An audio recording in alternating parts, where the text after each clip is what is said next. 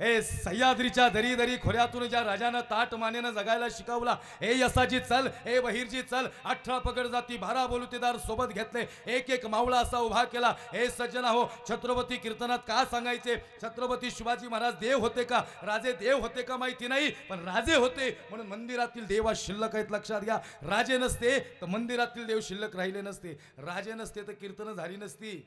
मला सांगायचं तात्पर्य एवढंच आहे, छत्रपती शिवाजी राजांचा ज्वलंत इतिहास अखंड महाराष्ट्र सांगत असताना हे लई जबरदस्त, अरे लई जबरदस्त रे. एक एक महापुरुष या मातीत उभा राहिला. काय माती पराक्रमाची, बलिदानाची माती आहे. 18 पगड जातीचे मावळे होते, लई घराणे होते, जे दे बांधल होते, होळकर घराणं तवाच येते.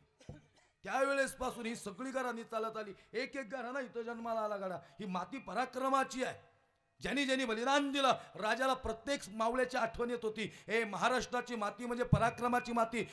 या पुण्यावर जेव्हा गाढवाचा नांगर फिरवला ना, त्यावेळेस खऱ्या अर्थानं मासाहेब जिजाऊ उभ्या होत्या. मासाहेब जिजाऊ उभ्या होत्या. गाढवाचा नांगर फिरवल्या. मासाहेबांनी सांगितलं, राज हे स्वराज्याचं स्वप्न तुम्हाला पूर्ण करायचं.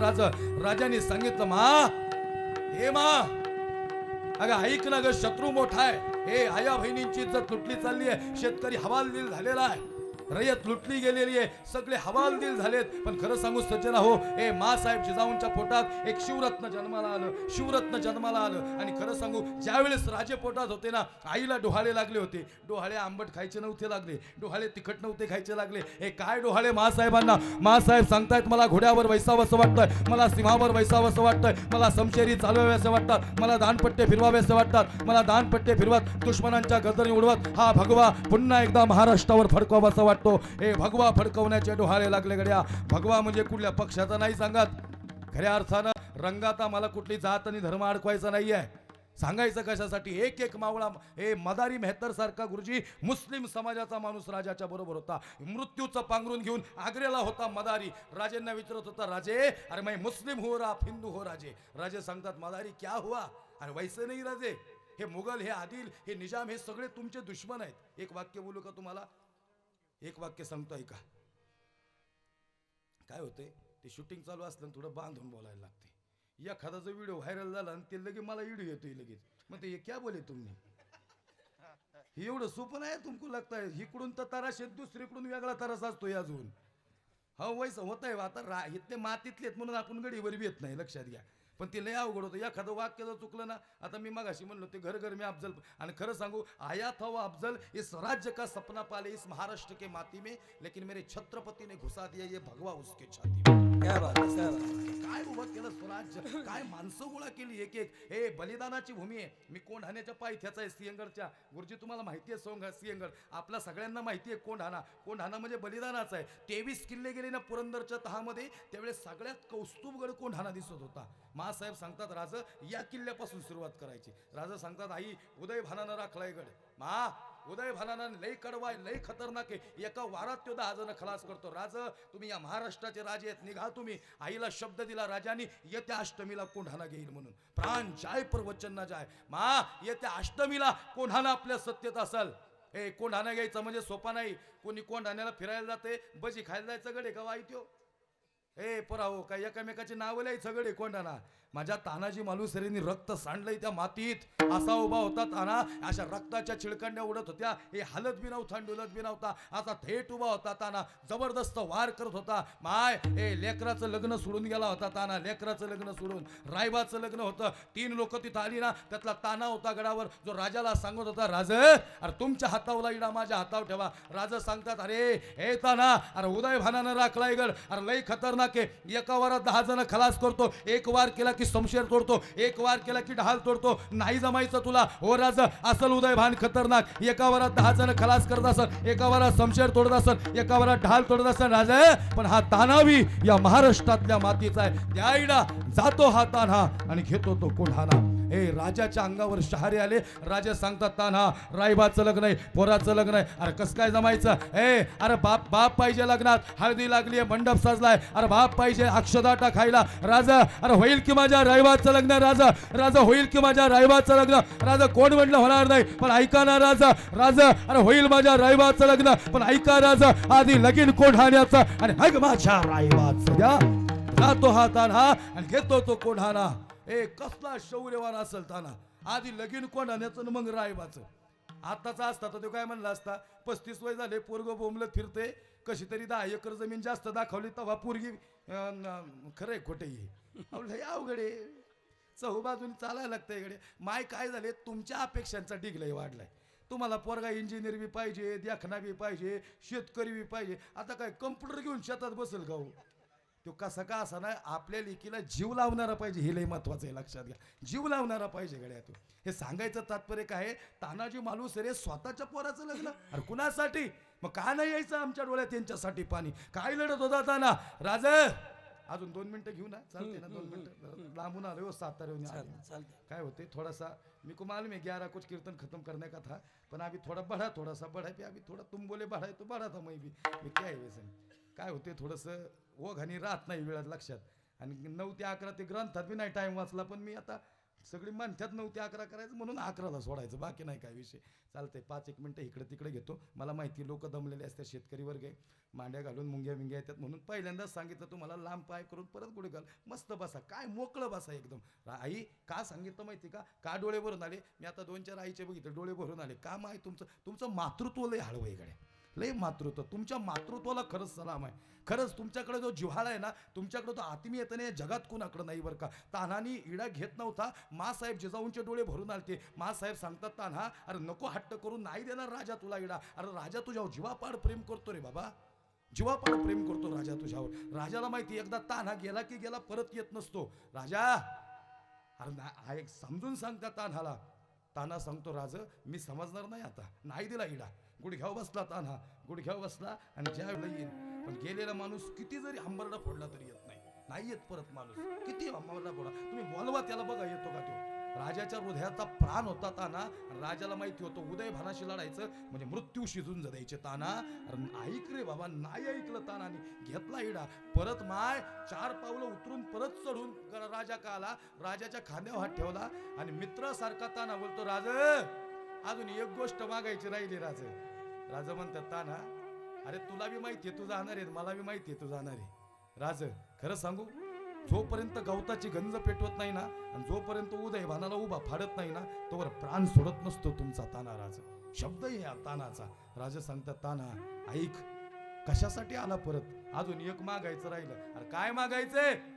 तुम्ही नाही का मागायची म्हणणार राज? ते उदय भान लई जबरदस्त आहे, एका वारात 10 जण खलास करतो. यदा कदाचित झालाच त्याचा माझ्यावर वार, आणि पडलाच या मातीत देह, तर या मातीत देह पडताना, या देहातला प्राण जाताना, प्राण जायच्या आधी फक्त तुमच्या तानाला तुमच्या हाताने एकदा मिठी मारायला या भास राज आयुष्य संपन्न झालं, परिपूर्ण झालं.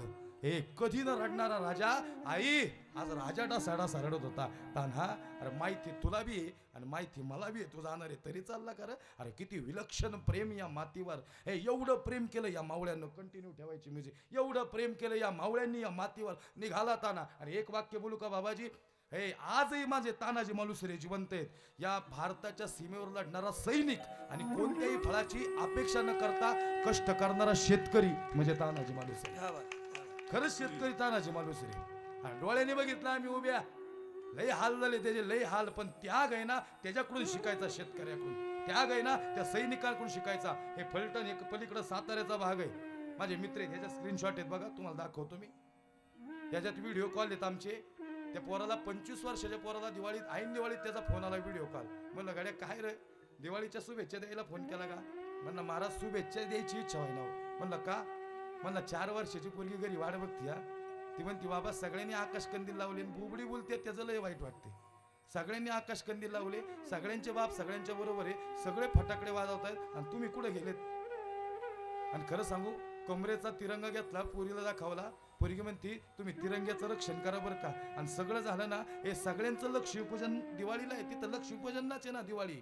पण त्याची दिवाळी तेव्हा नाही येत, तो ज्या दिवशी घरी येईल त्या दिवशी त्यांचं लक्ष्मीपूजन. लक्षात घ्या काय त्याच्या जीवनात त्याग आहे, एवढं प्रेम आहे स्वराज्यावर. तो म्हणतो हा तिरंगा फडकत राहतो ना तोपर्यंत त्याग आहे. असे सैनिक बघितले आम्ही, असे सैनिक बघितले.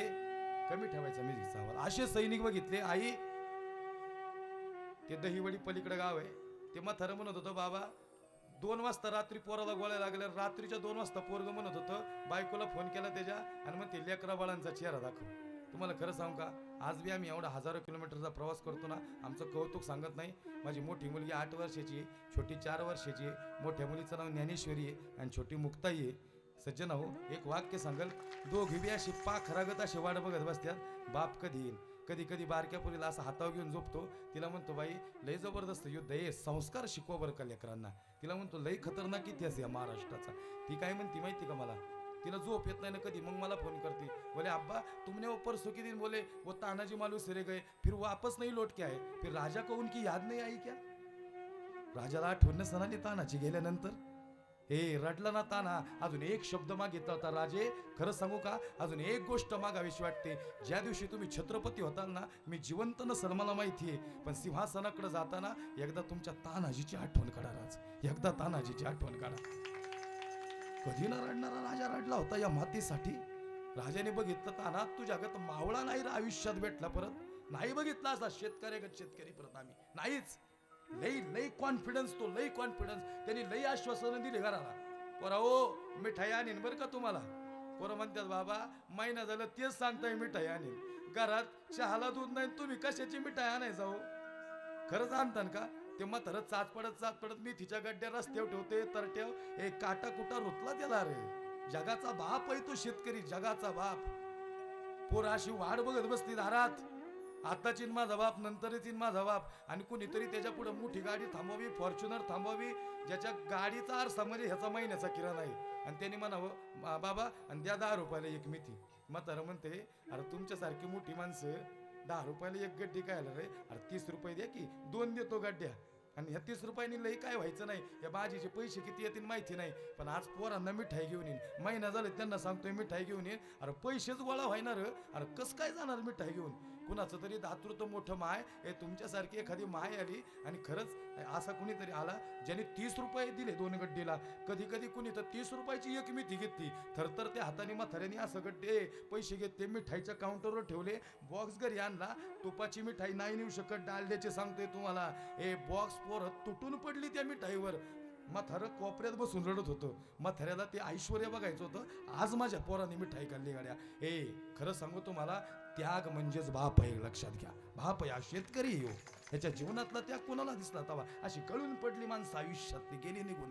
गेला ताना, पोराचं लग्न सोडून गेला. रायबा आठवणीन का माझी. नाही मी बी येतो तुमच्या बरोबर लढायला, असं रायबा पाहिजे गाड्या. मी येतो स्वराज्यासाठी लढायला. शिलेदार होता, शेवटचे 2च मिनिटं राहिले, सेवेला पूर्ण विराम देतो. गेला तान्हा लढायला. तान्हाचा वार उदय भानावर झाला. उदय भानाचा वार तान्हावर, आणि तानाची समशेर उदय भानावर सब सब सब वार होत होते. यातनांचा कळोळ रक्तभंबाळ शरीर आणि कोंढाण्यावर ज्वलंत इतिहास उभा होता या महाराष्ट्राचा. जबरदस्त लढत होते. 18 पगड जातीचे मावळे होते, मराठे होते, धनगर होते, सगळी माणसं उभी होती. जबरदस्त इतिहास उभा होता. जातीपातीचं राजकारण मांडणारा इतिहासच नव्हता. राजांनी जात मानली नाही का, शिवरायांच्या छायेखाली नवती कशाची वाण, आणि आनंदाने नांदत होते हिंदू मुसलमान. आनंदाने जिथं हिंदू आणि मुस्लिम समाज बांधवाप्रमाणे नांदत होता, असा राजा होता. तो बांधित होता. काळ्या रात्री तळपत होतं तिच्या रूपाचं ऊन, अशी देखणी होती एका मुस्लिमाची सून. त्या तरुणीला आई म्हणाला राजा तो शिलवान, आणि आनंदाने नांदत होते हिंदू मुसलमान. एक एक मावळा राजाने असा सोबत घेतलेला जबरदस्त पराक्रमाची गाथा मांडत होता राजा. लढत होता राजा, लढत होता. तान्हा संपला. इतके वार झाले तानावर, धाडकन खाली कोसळला, आणि कोसळणारा ताना सांगत होता, सूर्या अरे त्या उदय भानाला सोडायचं नाही, गवताची गंज पेटव. उदय भान सांगतो, सूर्या तुझा भाऊ मेलाय, आणि मेलेल्या सापाव मी धोपट्या मारत नाही, गेलाय तो. ताना म्हणतो, सूर्या त्याला म्हणावं मेला साप नाहीये, महाराष्ट्रातले मावळे मरतील पण शरण जाणार नाही, इतके भयानक आहेत. उठला ताना, सूर्या उदय भान एक वार तू करायचा आणि एक वार मी करणार. ज्याचा वार झाल्यानंतर ज्याचा श्वास शिल्लक राहिला, कोण हाण्या त्याचा. आता श्वासच शिल्लक नव्हता तानाचा, कसा उठला असेल. त्यांनी बघितलं होतं डोळ्यांनी आया बहिणींची इज्जत लुटली होती या सैतानांनी. ही मंदिरं पाडली होती, मंदिरातले देव उद्ध्वस्त केले होते. या डोळ्यांनी बघितलं होतं, आपले देव उद्ध्वस्त होताना बघितले होते, आणि चीड आली होती. रक्त सळसळ करत होतं, अशा धमन्या सळसळ करत होत्या. खरं सांगू तुम्हाला, या मातीतला तुमचा इतिहास आहे. आपला शंभू राजा पकडला गेला नसता, आपली माणसं फितूर झाली ना, म्हणून शंभू राजा पकडला गेला. कोणाची मजाल होती असा स्पर्श करायची. औरंगजेब असा लांबून बघत होता, हुजूर उसको हात मत लगाव, लय भयानक येते. त्यांनी जर एक झापट टाकली तर उलट पडताना तुम्ही, लय खतरनाक आहे हुजूर. आम्हाला पकडायला 25 फुटावनी साखळदंड टाकायला लागले, तेव्हा संभाजी राजा पकडला गेला हुजूर. असे साखळदंड करकर वाजत होते. हे रडत होता शेवटच्या क्षणाला माझा शंभू राजा या मातीसाठी रडत होता. उदयभानावर वार केला ना, संपला होता उदयभान. एका फटक्यात उदयभान आणला होता आणि कोंढाण्यावर भगवा फडकवला होता. कोंढाणा आता महाराष्ट्राचा झाला होता. कोंढाणा आता मासाहेब जवंचा झाला होता. सांगायचं तात्पर्य एवढंच आहे. हे शंभूराजा परत आलो तर शंभूराजा सांगेल बरं का, लय भयानक. परत आलो की अफजल खान बी फाडीन. कसं होतं, एक दिन में सब बोले तो वापस बोलाते नाही लोक. काय जीवन येऊ, क्षणात आपल्या डोळ्यातली पाणी यावं, क्षणात आपल्या चेहऱ्यावर स्माईल यावी. इसका नाम जिंदगी आहे सज्जनाव. मला शंभूराजा सांगताना या मातीत हित जागलाय रे शंभूराजा. ही माती आहे बलिदानाची. तुम्ही मी भाग्यवान आहे, आपण या मातीत जन्माला आलो. आपल्यासारखी भाग्यवान माणसं कोण आहेत. राजा ज्या वेळेस सिंहासनावर उभा होता ना, शंभूराजांच्या देहातला प्राण चालला होता, तेव्हा बापाठ होत होता. हे आता मला भापाट होते रे. हे जीभ निघत नव्हती, कुणाची जी होती, सिंहाच्या जबड्यात घालून हात मोजून दात, हे जात सांगणारी वाघाची जी होती निघणार नव्हती ती बाहेर. कुणीतरी वार केला ना, असा सपकन वार केला आणि जगदंब जीभ म्हणत होती, इतकी भयानक ताकद होती. गेला माझा शंभू राजा. कसं जगावं हे छत्रपती शिवाजी राजांकडून शिकावं आणि कसं मरावं हे स्वराज्यासाठी सर्जा धर्मवीर शंभू राजांकडून शिकावं. या बलिदानासाठी, या मातीसाठी गेला. गड्या इथं उभा राहिला. या वर्षीचा झी टॉकीचा शिवराज्याभिषेक दिन मी मांडला. महाराष्ट्रातून अनेक राज्यातून प्रतिक्रिया येत होत्या. महाराज तुम्ही शिवराज्याभिषेकचा शेवटचा जो सोहळा सांगितला ना, तो भयानक होता. मी आता सांगणार नाही, माझ्याकडे येळ कमी, मला माहिती आहे. माझ्या बी पोटरे दुखत्यात, माझ्या बी पोटाला गोळा आलेला आहे. मी एक बी घास खाऊन चहा नाही पिला, त्यांना विचारा डायरेक्ट खडाय का नाही कीर्तन को मी को तकलीफ नाही होती रे क्या. छाताडाचा पिंजरा असा ओढत नसेल का, घसा ओढत नसेल का. पण का बोलायचं माहिती का, हे बोलायचं का माहिती का, हे राजाचे डोळे भरून आले होते. असा 32 मनाचं सिंहासन राजाने पाहिलं आणि मासाहेब जिजाऊ थरथर त्या हाताने मिठी मारली आणि मा सांगती, राजा अरे का रडतो रे बाबा, आज तुझा आनंदाचा क्षण. अरे कितीतरी वर्षातून या महाराष्ट्राला आज छत्रपती मिळणार आहे बाबा. अरे तुझ्यासारखा राजा अरे छत्रपती झाला, अरे तू हसायचं सोडून रडतो वय रे. आई हे सगळे जे देवांदल दिसतात का, यांनी त्याग केला या महाराष्ट्रासाठी. मा हे सगळं होळकर घराने दिसतंय का, यांनी त्याग केला या महाराष्ट्रासाठी, म्हणून राजा छत्रपती होतोय. मा आई खरं सांगू, ज्या दिवशी ताना चालला ना ग, तू शब्द ऐकले नाहीत पण मी ऐकलं. ताना म्हणत होता, सिंहासनावर बसायच्या आधी एकदा तुमच्या तानाची आठवण करा. आई खरं सांगू, इथं जर ताना उभा असताना अगं लई जोरात मिठी मारली असती ग मला, आणि मग राजा सिंहासनावर गेला असता. गेला ना ग माझा ताना. अरे गेले माझे बाजी प्रभू देशपांडे या मातीसाठी. हे एक माणूस राजाला आठवत होता. आता सिंहासनाकडे पाऊलं निघाली ना, जाणारी पाऊलं रोखत होती स्वतःला. खऱ्या अर्थानं सगळ्यांचं स्मरण केलं राजानं. गागा भट्टांनी सिंहगर्जना केली आणि सगळ्यांचा आवाज आला, प्रौढ प्रताप प्रंदर क्षत्रिय कुलावतंसा सिंहासनाधीश्वर राजाधिराज महाराज शिवछत्रपती शिवाजी महाराज की जय. हर हर महादेव.